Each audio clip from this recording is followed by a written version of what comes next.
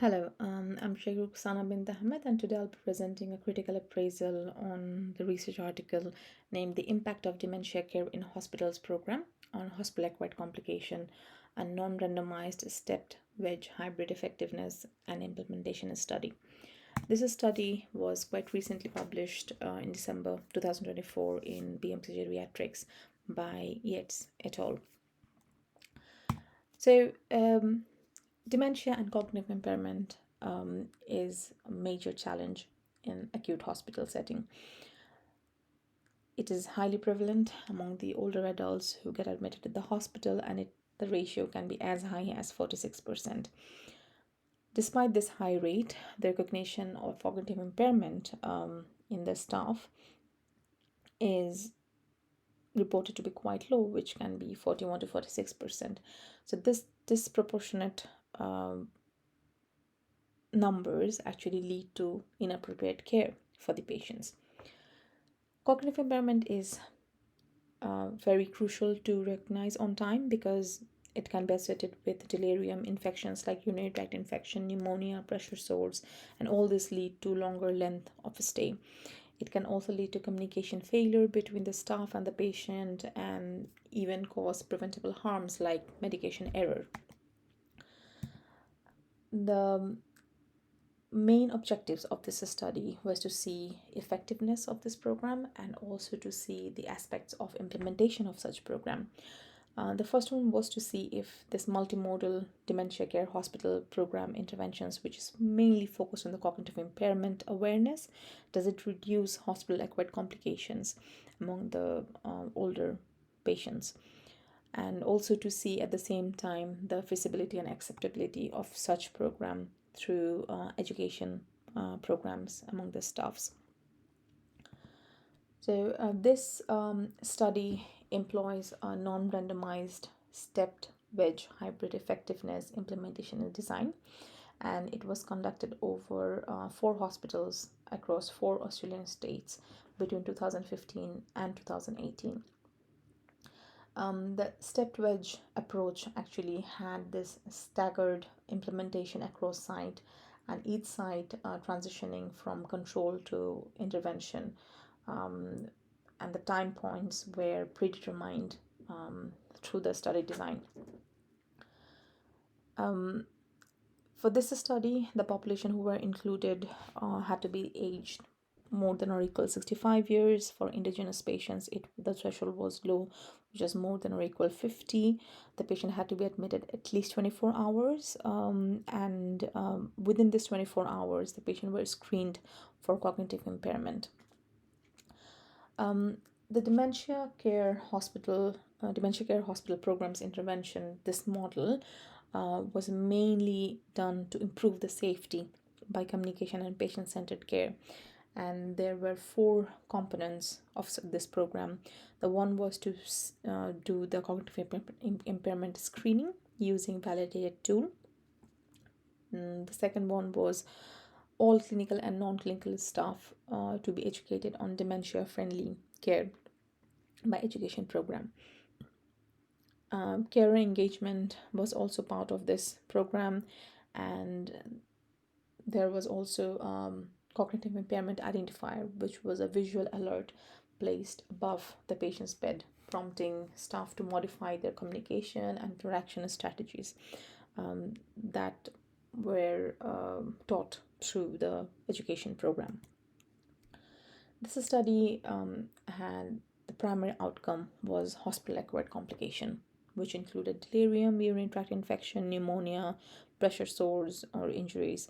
The secondary outcome were also at the same time to see if the screening uptake was done or not, if the identifier was used, the staff participation because it was voluntary education program, the care engagement, and as a whole to see if there is any change in the healthcare cost. This study had large population of 16,789 eligible patients, and among them 11,309 had cognitive impairment screening done. Approximately 38% of the screened patient were identified as cognitively impaired. The cognitive impairment screening rate as a whole increased, which was 10.1% in the intervention period. But the numbers also focused on the hospital-acquired complication, which was the primary outcome. So among all the screened patient, 27.4% patient had these complications, and cognitive impairment were associated with threefold risk of this complication after controlling for age and sex. Regarding the intervention impact across all screen patients, implementation was associated with a small reduction in complication risk, but this reduction was not statistically significant, which was 27.0%. Among the patients with cognitive impairment specifically, there was no clear reduction in hospital-acquired complication. This was the ultimate primary outcome measures for the study. The absence of the significant statistical impact on hospital-acquired complication does not necessarily indicate that intervention is ineffective. It clearly showed that such model improves recognition and identification of cognitive impairment, but there was also not to have several factors that might have impacted the primary outcome, which is the hospital-acquired complication. First of all, there might be variation of implementation across the sites. The staff training uptake low rate might be because it was voluntary education program. The cognitive impairment screening might have been not complete, so eventually it was dropped out, and the hospital-acquired complication influenced might have been influenced by multiple confounders. This study had several methodological strengths. It is a large multi-site sample. It's a hybrid design for effectiveness and implementation. It's a first reported study as well, to see if there is any link between the hospital-acquired complication frequency and the intervention of the dementia care hospital programs aimed on the cognitive impairment awareness. And the outcome measures were also clinically quite relevant. But then again, it had its own limitation. So it's a non-randomized study which has risk of confounding and bias. There might be variation of fidelity across the site, and the staff training was also optional, so there might be inconsistency in the uptake. The hospital-acquired complication measures were also noted from the administrative coding, so there is a risk that it might have been underreported, so the outcomes might have been diluted as a whole. So it's difficult to determine the factor causing the low effectiveness. It might be the failure of intervention, it might be the failure of implementation, it might be the failure of measures of outcome. Just it's hard to tell from the study. This study